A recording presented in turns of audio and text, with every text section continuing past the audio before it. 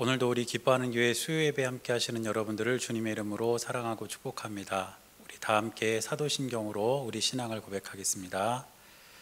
전능하사 천지를 만드신 하나님 아버지를 내가 믿사오며 그 외아들 우리 주 예수 그리스도를 믿사오니 이는 성령으로 잉태하사 동정녀 마리아에게 나시고 본디오 빌라도에게 고난을 받으사 십자가에 못 박혀 죽으시고 장사한 지 사흘 만에 죽은 자 가운데서 다시 살아나시며 하늘에 오르사 전능하신 하나님 우편에 앉아 계시다가 저리로서 산자와 죽은 자를 심판하러 오시리라. 성령을 믿사오며 거룩한 공예와 성도가 서로 교통하는 것과 죄를 사하여 주시는 것과 몸이 다시 사는 것과 영원히 사는 것을 믿사옵나이다. 아멘. 다 함께 찬송가 325장 찬양하겠습니다.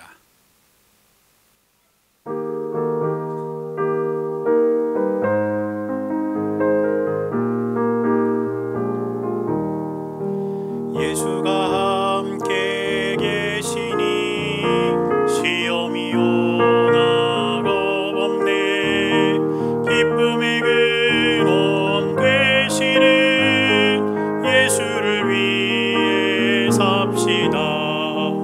날마다 주를 섬기며 언제나 주를 기리고 그 사랑 안에 살면서 딴 길로 가지 맙시다. 이 세상 사는 동안에 주 이름 전파하면서 무한한 복락 주시는 예수를 위해 삽시다. 날마다 주를 섬기며 언제나 주를 기리고 그 사랑 안에 살면서 딴 길로 가지 맙시다. 이 세상 친구 없어도 예수는 나의 친구니 불의한 일을 버리고 예수를 위해 삽시다. 날마다 주를 섬기며 언제나 주를 기리고 그 사랑 안에 살면서 딴 길로 가지 맙시다. 주께서 심판하실 때 잘했다 칭찬하리니 이러한 상급 받도록 예수를 위해 삽시다. 날마다 주를 섬기며 언제나 주를 기리고 그 사랑 안에 살면서 딴 길로 가지 맙시다. 우리 시간에는 합심해서 함께 기도하도록 하겠습니다. 우리 먼저는 우리 나라와 온 세계를 위해서 함께 기도하겠습니다. 여전히 코로나로 인해서 우리가 어려움 중에 있는데 하나님께서 이 어려움의 시간이 속히 지나가게 해 주시기를 우리가 함께 기도하고, 또 우리에게 지혜와 명철을 허락해 주셔서 치료제와 백신이 빨리 개발될 수 있도록 해달라고 우리 시간 하나님께 함께 기도하겠습니다. 또 두 번째는 오늘 우리가 드린 이 예배와 또 우리 교회를 위해서 기도하겠습니다. 우리가 비록 함께 모여서 예배하지 못하고 각자 있는 자리에서 온라인 예배로 드리지만 이 예배를 통해서 하나님께서 주실 은혜를 우리가 마음껏 받아 누리는 시간 될 수 있도록 해달라고 기도하고, 또 우리 교회를 위해서 기도하겠습니다. 그리고 세 번째는 여러분 각자의 기도의 제목을 가지고 우리 시간 함께 기도하겠습니다. 기도하시겠습니다.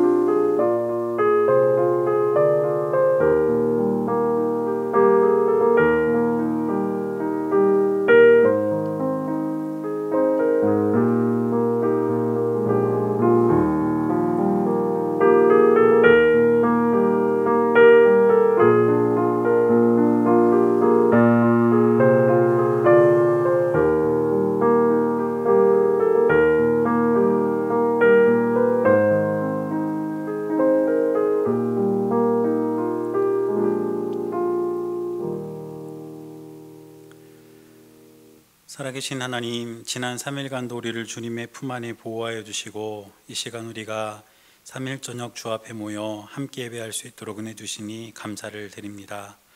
여전히 코로나 바이러스로 인해서 우리 일상이 회복되지 못하고 우리나라와 온 세계가 두려움과 또 어려움 속에 살아가고 있지만 우리 주님께서 은혜와 긍휼을 베풀어 주셔서 이 고통과 어려움의 시간이 속히 지나가게 하시고 치료제와 백신이 잘 개발되어 다시 우리의 삶이 일상으로 돌아가는 일이 일어날 수 있도록 주님께서 함께하여 주시옵소서.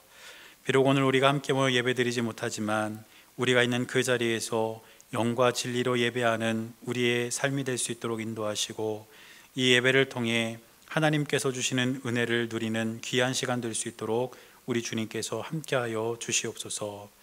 무엇보다 우리 기뻐하는 교회를 기억하여 주셔서 우리 교회가 하나님의 뜻을 이루어가는 귀하고 복된 교회가 되게 하시고 이 지역에 꼭 필요한 교회가 되게 하셔서 하나님의 영광을 드러내는 귀한 교회로 든든히 세워져 갈 수 있도록 주님 함께하여 주옵소서. 사랑하는 우리 기뻐하는 교회 성도님들의 삶을 주님 지켜주시고 우리 성도님들의 삶의 마음의 소원과 기도의 제목이 있사오니 주님께서 기억하여 주셔서 하나하나 들어주시고 하나님의 때에 하나님의 방법으로 응답하여 주시옵소서. 이 예배 가운데 우리 주님께서 온전히 함께하여 주실 것을 믿으며 살아계신 예수님의 이름으로 간절히 기도드렸습니다. 아멘.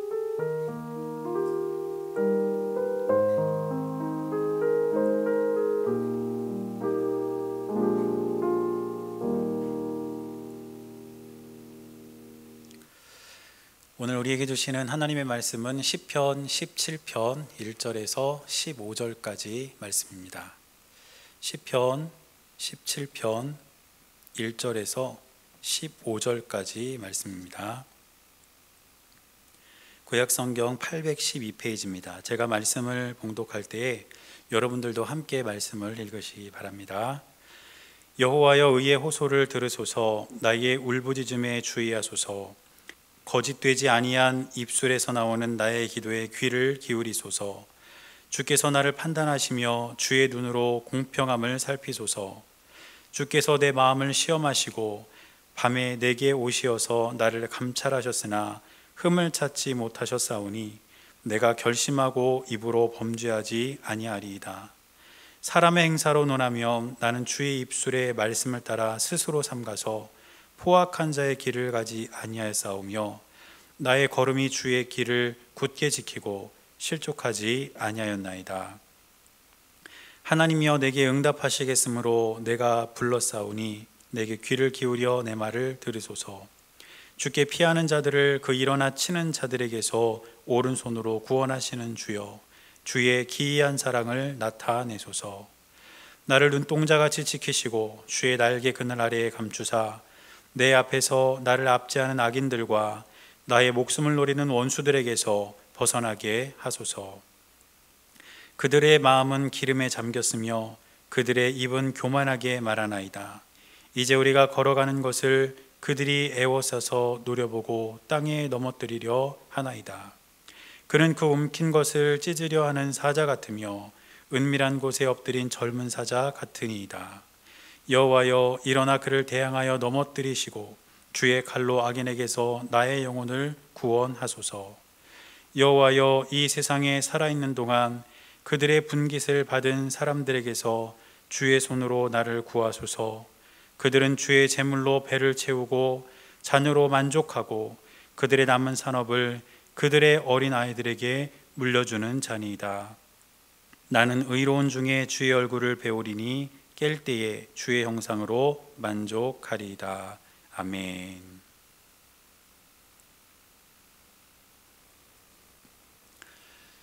오늘도 살아계신 하나님의 은혜가 여러분들의 삶 가운데 함께 하시기를 주님의 이름으로 간절히 축원합니다. 일주일 전에 태풍 바비가 올라오고 있다는 예보를 들었습니다. 그리고 이제 일주일 전에 그 태풍이 서해안으로 이렇게 지나갔죠. 그런데 그 태풍의 예보를 들으면서 제가 굉장히 긴장했습니다. 왜냐하면 그 태풍의 예보를 들어보니까 이 태풍은 아주 강풍을 동반한 태풍이라는 겁니다. 지금까지 우리나라를 거쳐간 그 어떤 태풍보다 아주 강력한 바람을 동반한 태풍이라는 그러한 예보를 들으면서 제가 굉장히 긴장했습니다.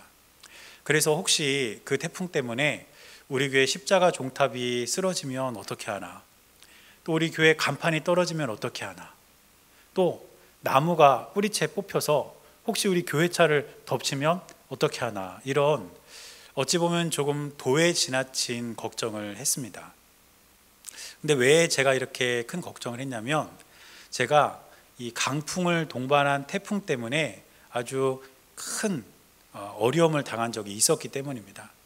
제가 처음 목사 안수를 받고 목회한 곳이 영흥도라는 섬이었는데, 제가 목회하는 교회는 그 섬 안에 있는 산속에 있었습니다. 그런데 2010년에 곤파스라는 태풍이 영흥도를 관통해서 수도권과 이제 강원도를 이렇게 관통해서 지나간 그런 태풍이 있었습니다. 여러분 혹시 이 곤파스라는 태풍 기억하시는지 모르겠어요.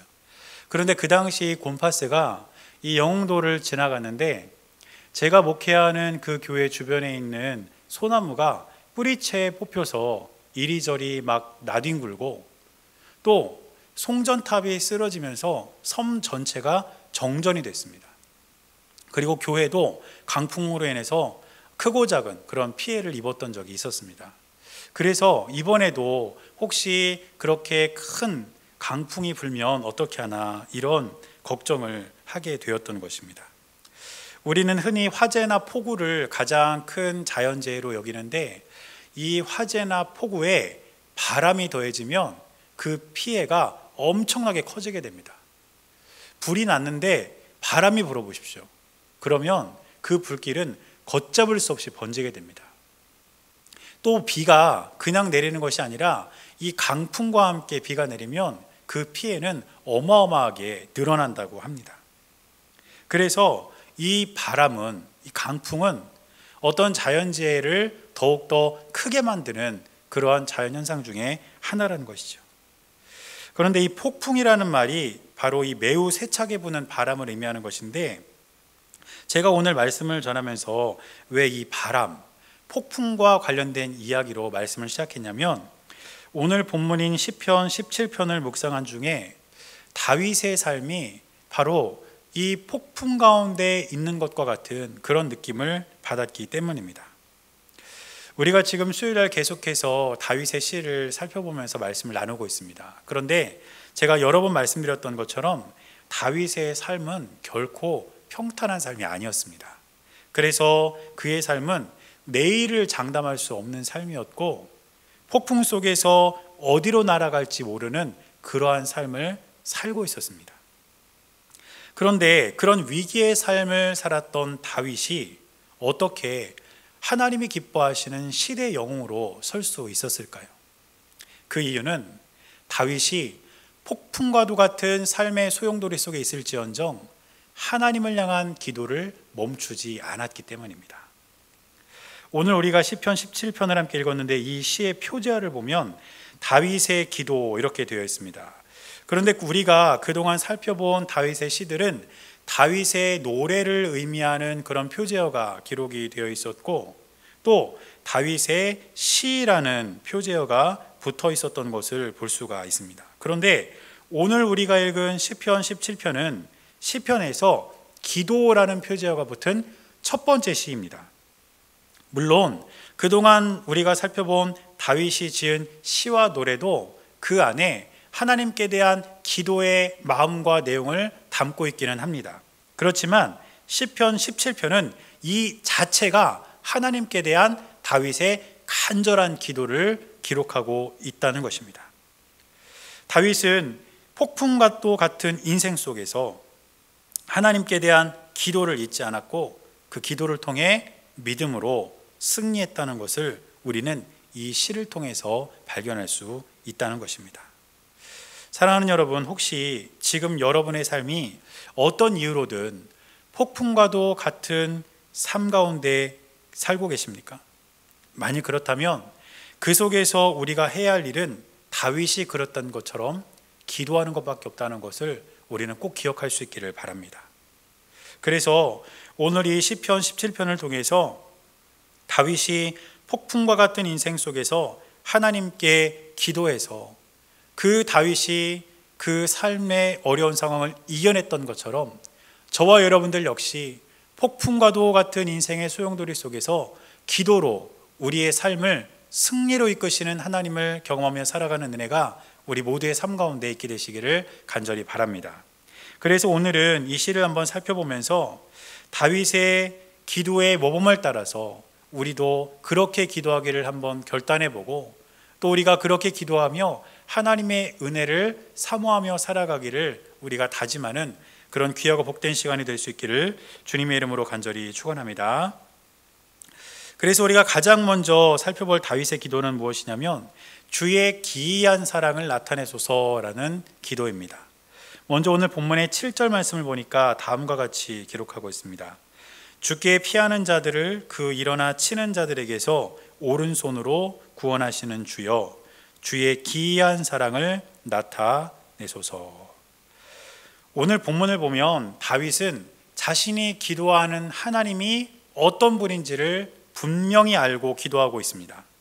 지금 다윗은 하나님을 주님으로 부르면서 그 하나님을 뭐라고 고백합니까? 주께 피하는 자들을 그 일어나 치는 자들에게서 오른손으로 구원해 주시는 주여, 이렇게 하나님을 부르고 있다는 것입니다. 사랑하는 여러분, 우리는 기도를 하면서 우리가 기도하는 하나님이 어떤 분인지 우리는 반드시 알아야 합니다. 사실 이 기도라는 행위 자체는 우리 기독교의 전유물이 아닙니다. 이 기도는 우리 기독교에만 있는 것이 아니라 다른 종교에도 다 있는 그러한 신앙의 행위이고, 심지어는 무속신앙에서도 이 기도의 행위를 발견할 수가 있습니다. 그런데 이렇게 기도가 모든 종교와 모든 신앙에 보편적으로 나타나는 모습이지만 그 종교들에게 나타나는 기도와 우리의 기도가 결정적으로 차이가 나는 것은 무엇일까요? 기도의 대상이 다르다는 것입니다. 다른 종교들이 기도의 대상으로 삼고 있는 것은 살아있는 존재가 아닙니다. 그들은 이미 죽은 존재를 향해서 아니면 어떤 자연 만물을 향해서 기도하고 있지만 우리 기독교는, 저와 여러분들은 살아계신 하나님을 향해서 기도한다는 것입니다. 이것이 바로 우리 기독교의 기도가 다른 종교의 기도와 다른 결정적이고 가장 큰 차이라는 것입니다. 그런데 우리가 그렇게 기도하는 하나님이 과연 어떤 분인지 우리가 모르고 기도한다면 우리에게 어떤 일이 일어날 수 있겠습니까? 그래서 우리는 기도할 때에 우리가 기도하는 하나님, 우리의 기도를 들으시고 우리에게 응답하신 하나님이 어떤 분인지, 내가 경험한 그 하나님을 우리의 입술로 고백하며 기도해야 된다는 것입니다. 그래서 다윗은 그 하나님을 뭐라고 고백한 것입니까? 죽기에 피하는 자들을 그 일어나 치는 자들에게서 오른손으로 구원해 주시는 하나님, 이렇게 고백하면서 기도한 것이죠. 저도 오늘 하루를 시작하면서 사무실에 앉아서 이렇게 기도하면서 시작했습니다. 우리를 근심과 두려움에서 찬양과 기쁨으로 이끌어 주실 주님, 오늘 하루를 하나님께 드리기 원합니다.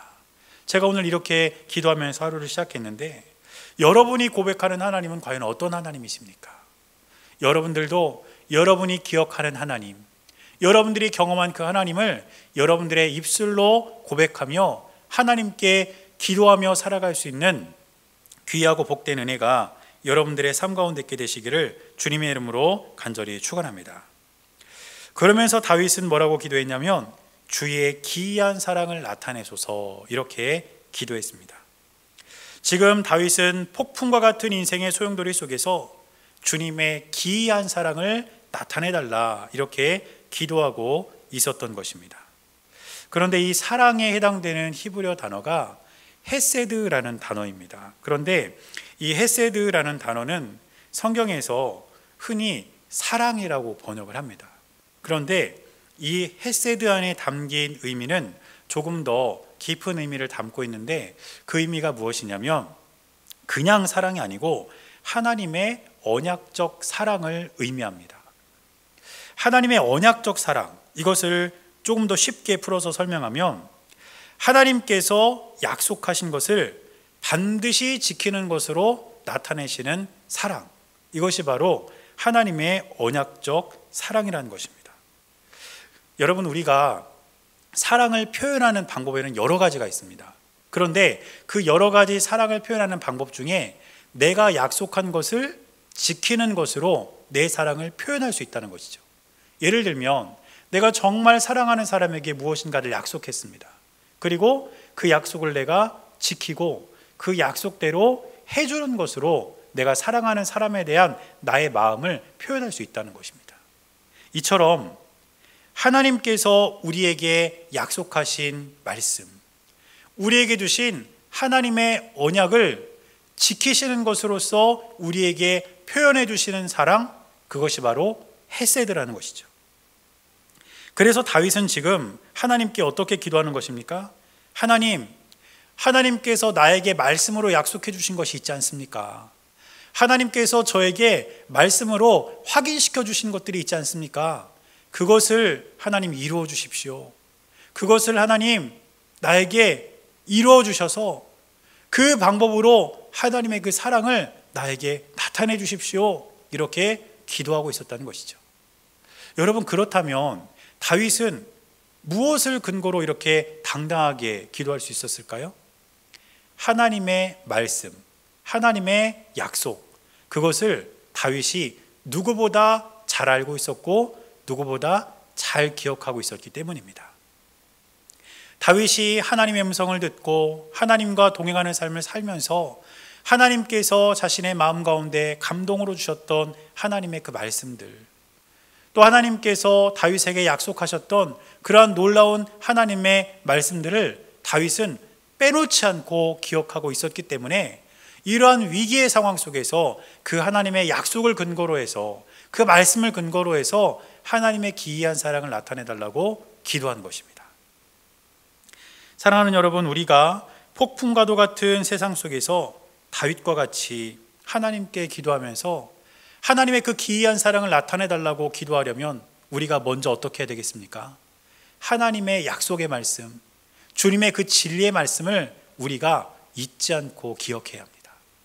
그래서 우리가 예배를 드리면서 설교자를 통해 여러분들에게 주시는 하나님의 말씀을 기억하고, 또 여러분들이 직접 하나님의 말씀을 읽으면서 그 말씀 속에서 여러분들에게 약속하신 하나님의 말씀을 여러분들이 잊지 않고 여러분의 이 마음에 새기고 살아갈 때에 여러분들은 하나님께 기이한 사랑을 나에게 보여달라고 기도할 수 있는 것입니다.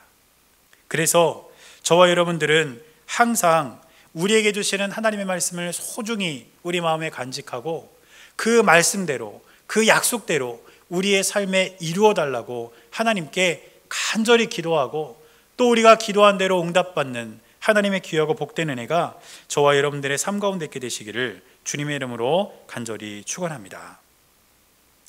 그 다음 다윗의 기도는 어떤 기도였을까요? 두 번째로 우리가 살펴볼 다윗의 기도는 악인들과 원수들에게서 벗어나게 해달라는 기도입니다. 오늘 본문의 9절 말씀을 보니까 다윗은 이렇게 기록하고 있습니다. 내 앞에서 나를 압제하는 악인들과 나의 목숨을 노리는 원수들에게서 벗어나게 하소서. 오늘 이 말씀을 보면 지금 다윗이 어떤 상황에 처해 있는지를 알 수 있는 거 아닙니까? 제가 말씀을 시작하면서 다윗이 폭풍과도 같은 삶에 있는 것 같다, 이런 말씀을 드렸는데 이 말씀 때문에 제가 그렇게 말씀을 드린 겁니다.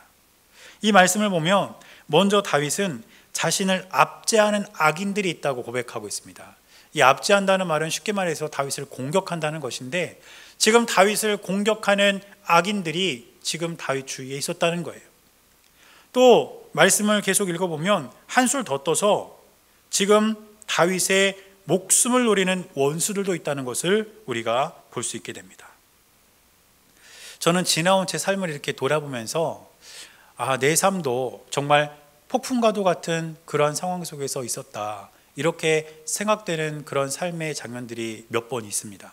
그런데 그런 저의 과거를 이렇게 돌아봐도 그 속에서 저를 공격하거나 저의 목숨을 노리는 사람은 없었습니다. 그런데 지금 다윗은 다윗을 향해서 공격하고 다윗을 죽이려고 하는 사람들이 지금 다윗 주위에 있었다는 것이죠.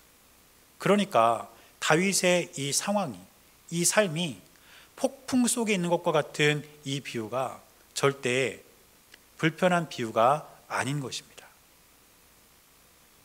그런데 오늘 본문이 원문에서 번역하지 않은 단어가 있는데 그게 뭐냐면 바로 둘러싸다라는 단어입니다. 그래서 이 단어를 번역해서 오늘 본문의 9절 말씀을 이해해 보면 지금 다윗은 자신을 공격하는 악인들, 그리고 자신의 목숨을 노리는 원수들, 그들에게 둘러싸여 있다는 것을 의미한다는 것입니다. 그런데 이런 절체절명의 상황 속에서 다윗이 선택한 것은 무엇이었습니까? 기도였습니다. 하나님께 그 상황에서 벗어나게 해달라고 다윗은 기도했다는 것이죠. 폭풍과도 같은 삶이 우리를 에워쌀 때 우리가 그 상황에서 구원받을 수 있는 유일한 방법은 하나님께 대한 기도라는 사실을 기억하시기를 바랍니다. 지금 다윗은 자신을 공격하는 악인들과 또 자신의 목숨을 노리는 원수들에게 이렇게 둘러싸여 있는데 성경을 보면 비슷한 이야기가 하나 더 있습니다. 열왕기하 6장 8절 이하의 말씀을 보면 이 엘리사와 관련된 아주 흥미로운 이야기 하나가 기록되어 있습니다. 이 말씀을 쭉 이렇게 읽어보면 당시 아람이라는 나라가 이스라엘을 공격하기 위해서 비밀리에 작전을 짜고 이스라엘을 공격하게 됩니다. 그런데 어찌된 일인지 이스라엘을 공격하러 가면 그 이스라엘 백성들이 아람이 가는 길목에 미리 매복하고 있다가 아람을 공격하기 때문에 몇 번이고 시도했지만 다 실패했다는 것입니다. 그래서 아람 왕이 신하들을 다 소집했습니다. 그리고 이야기합니다. 우리가 비밀리에 작전을 짜고 우리가 아무도 모르게 이스라엘을 공격했는데 그들이 미리 우리가 가는 길목에 매복해 있고 우리의 작전을 다 알고 있다는 것은 우리 중에 첩자, 우리 중에 스파이가 있다는 것이다. 이렇게 이야기하면서 신하들을 다그칩니다. 그때 한 신하가 아람 왕에게 이렇게 이야기합니다. 왕이시여, 그게 아니라 이스라엘에는 엘리사라는 선지자가 있는데 그가 우리의 비밀스러운 작전을 미리 다 알고 이스라엘 왕에게 미리 고하기 때문에 우리가 어디를 가든지 패배하게 되는 것입니다. 이렇게 이야기를 하게 됩니다. 그러자 아람 왕이 그래? 그러면 우리가 이스라엘을 먼저 공격할 것이 아니라 엘리사를 먼저 잡아야 되겠다. 그래서 엘리사가 사는 도단이라는 성읍으로 대군을 보내게 됩니다. 그래서 그 엄청난 아람의 군대가 엘리사를 잡으려고 이 도단이라는 마을을 둘러싸게 된 거예요. 그리고 엘리사의 종이 그 모습을 보게 됩니다. 도단이라는 작은 성읍을 엄청나게 많은 군사들이 둘러싸고 있는 그 모습을 보면서 엘리사의 종은 두려워 떠는 마음으로 엘리사에게 이 사실을 이야기해 주죠. 그런데 그때 엘리사가 이 종에게 두려워하지 말라고 이야기하면서 하나님께 기도합니다. 그리고 그 내용이 열왕기하 6장 17절에 이렇게 기록되어 있습니다. 기도하여 이르되 여호와여 원하건대 그의 눈을 열어서 보게 하옵소서 하니 여호와께서 그 청년의 눈을 여심해 그가 보니 불말과 불병거가 산에 가득하여 엘리사를 둘렀더라. 여러분, 어떤 일이 일어났습니까? 엘리사가 기도하자 엘리사의 종의 눈이 열려서 그들을 둘러싸고 있는 아람의 군대만 보인 것이 아니라 그 아람 군대를 둘러싸고 있는 하나님의 군대를 본 것입니다. 하나님의 군대, 불말과 불병거가 그 아람의 군대를 포위하고 있는 것을 보게 되었다는 것이죠. 사랑하는 여러분, 다윗은 자신을 공격하는 악인들과 자신의 목숨을 노리는 원수들에게 둘러싸여 있을 때 하나님께 믿음으로 기도하고 그 기도로 그 상황을 이겨낼 수 있었습니다. 엘리사는 아람의 대군이 자신이 사는 성읍을 둘러쌌을 때 기도함으로써 하나님의 군대가 그 성읍을 보호하고 있음을 종에게 알게 해주었습니다. 우리도 때로는 우리가 감당할 수 없을 만큼의 큰 세상이 우리를 둘러쌀 때가 있지 않습니까? 그래서 그 세상이 너무 커서 마치 폭풍 속에 있는 것과 같은 두려움에 우리가 휩싸일 수 있습니다. 그러나 그 자리에 주저앉으면 아무 일도 일어나지 않습니다. 하지만 우리가 우리를 구원하시는 하나님을 신뢰하고 그 하나님을 향하여 간절한 마음으로 우리가 기도한다면 다윗이 경험한 구원의 하나님을 우리 또한 경험하게 될 줄로 믿습니다. 또 엘리사의 종이 본 하나님의 군대를 우리 또한 보게 될 줄로 믿습니다.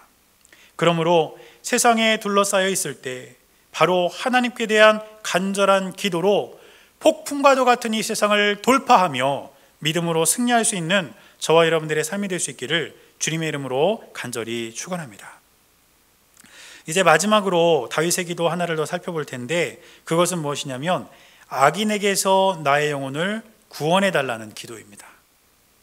오늘 본문의 13절 말씀을 보니까 다윗은 다음과 같이 기도하고 있습니다. 여호와여, 일어나 그를 대항하여 넘어뜨리시고 주의 칼로 악인에게서 나의 영혼을 구원하소서. 오늘 본문을 보니까 다윗은 악인에게서 나의 영혼을 구원해 달라고 하나님께 기도합니다. 그런데 다윗은 오늘 이 시편 17편뿐 아니라 자신이 지은 많은 시들에서 영혼에 대한 관심을 보이고 있습니다. 예를 들면 시편 6편 4절을 보면 이렇게 기록합니다. 여호와여, 돌아와 나의 영혼을 건지시며 주의 사랑으로 나를 구원하소서. 또 시편 16편 10절에도 보면 이렇게 기록합니다. 이는 주께서 내 영혼을 수월해 버리지 아니하시며 주의 거룩한 자를 멸망시키지 않으실 것임이니이다. 다윗은 자신의 영혼을 건져달라고 기도하고 있고 자신의 영혼을 수월해 버리지 않을 것이라고 하나님께 기도하고 있습니다. 이처럼 다윗은 자신의 시를 통해서 이 영혼 구원에 대한 내용을 자주 언급하고 있는 것을 볼 수가 있습니다. 그런데 사실 오늘 본문에서 영혼으로 번역된 이 단어는 목숨이나 생명이라는 의미도 갖고 있습니다. 그래서 문맥에 더 자연스럽게 번역을 하려면 영혼이라는 말보다는 목숨이나 생명으로 번역할 때 이 문맥에 더 자연스러운 번역이 될 수도 있습니다. 그런데 오늘 우리가 이 말씀을 읽으면서 분명히 기억해야 하는 것은 무엇이냐면 우리의 목숨과 생명이 구원을 받고 우리가 살아가는 삶 속에서 우리가 문제 해결을 받는 것도 중요하지만 가장 중요한 것은 우리의 영혼이 구원받는 것, 바로 그것이 무엇보다 중요하다는 것을 기억하시기를 바랍니다. 우리가 기도할 때 하나님께서는 폭풍과도 같은 우리의 삶에서 우리를 구원해 주시고 우리의 문제를 해결해 주실 것입니다. 그러나 우리가 그것 때문에 하나님을 믿는 것이 아닙니다. 우리가 하나님을 믿고 예수 그리스도를 나의 구주로 고백하는 것은 우리 영혼이 구원받기 위함이라는 것을 기억하시기를 주님의 이름으로 간절히 축원합니다. 그래서 베드로전서 1장 9절에 보면 사도 베드로는 이렇게 이야기합니다. 믿음의 결국 곧 영혼의 구원을 받음이라. 우리의 믿음의 결국은 우리 영혼 구원에 있음을 기억하시기를 주님의 이름으로 간절히 축원합니다. 그러므로 우리가 구원을 위해서 기도할 때에 우리의 삶의 구원을 위해서 기도할 뿐 아니라 우리가 예수 그리스도를 믿음으로써 구원받은 하나님의 자녀가 되었다는 이 사실에 대해서 늘 감사하고 하나님께 간절한 마음으로 기도할 수 있는 저와 여러분들의 삶이 될 수 있기를 주님의 이름으로 간절히 축원합니다. 이처럼 다윗은 폭풍과도 같은 삶의 한복판에서 하나님께 기도함으로써 그 상황을 이겨내고자 했습니다. 저는 저와 여러분도 그렇게 되기를 축복합니다. 그런데 훗날 이스라엘 사람들이 이 시를 어떻게 활용했냐면 아침에 드리는 기도로 이 시를 활용했습니다. 오늘 본문의 15절 말씀을 보면 이렇게 기록하고 있습니다. 나는 의로운 중에 주의 얼굴을 배우리니 깰 때의 주의 형상으로 만족하리이다. 이 깰 때의 주의 형상으로 만족하겠다는 다윗의 고백을 따라서 아침에 잠에서 깨어 이 시를 읽으며 또는 이 시로 기도하면서 폭풍과 같은 하루 속에서 하나님의 구원을 기대하며 하루를 시작했다는 것입니다. 저는 저와 여러분들도 하루를 시작할 때 기도로 시작할 수 있게 되시기를 바랍니다. 여러분은 아침에 일어나서 가장 먼저 하시는 말씀이 무엇입니까? 이제 오늘부터, 아니 내일부터 우리가 아침에 일어나면 그 자리에서 우리가 하나님께 기도하며 하루를 시작할 수 있었으면 좋겠습니다. 하나님, 오늘도 나에게 하루가 펼쳐질 텐데 비록 내가 살아갈 하루가 폭풍 같은 하루가 될지라도 나를 구원하시는 하나님을 내가 신뢰하고 오늘도 믿음으로 승리하게 해주십시오. 이렇게 기도하면서 우리가 하루의 문을 연다면 저와 여러분들의 삶 가운데 승리를 주시는 하나님과 믿음으로 동행하는 은혜가 우리 모두에게 있게 될 줄로 믿습니다. 그래서 그런 믿음으로 그렇게 기도하며 하루하루를 살아갈 수 있는 저와 여러분들의 삶이 될 수 있기를 주님의 이름으로 간절히 축원합니다. 기도하겠습니다. 사랑하는 주님, 우리의 삶이 때때로 폭풍과도 같은 삶일지라도 우리가 그곳에서 좌절하거나 넘어지지 않게 하시고 하나님의 구원을 기대하며 기도로 승리하는 삶을 살아갈 수 있도록 은혜를 내려 주시옵소서. 오늘도 우리가 그 하나님을 기대하며 하나님을 신뢰하며 날마다 주님께로 나아갈 수 있도록 인도하여 주시고 우리에게 능력을 주시는 주님과 동행하는 믿음의 삶을 살아갈 수 있도록 주님 함께하여 주시옵소서. 우리 주님께서 언제나 함께하시고 인도하여 주실 것을 믿으며 살아계신 예수님의 이름으로 간절히 기도드렸습니다. 아멘. 찬송가 400장 다 함께 찬양하겠습니다.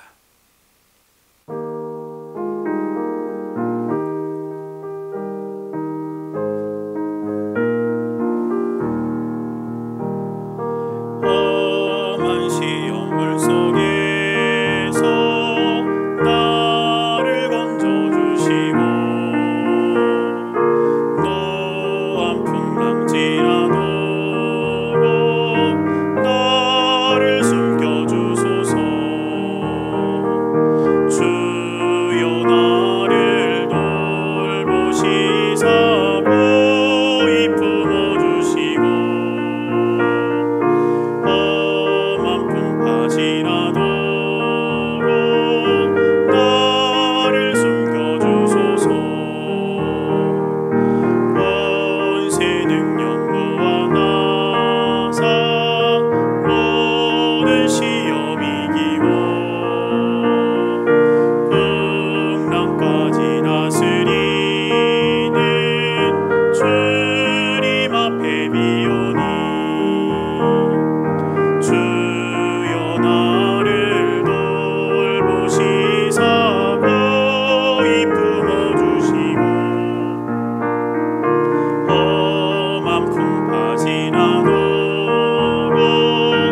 나를 숨겨주소서. 죄악길에 빠진 이 몸 캄캄한 데 헤매며 부르짖는 나의 원 들으소서. 내 주여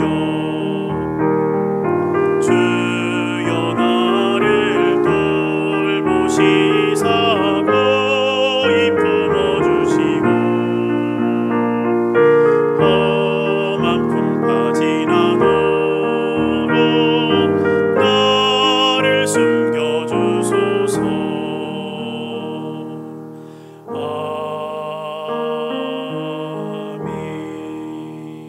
아멘.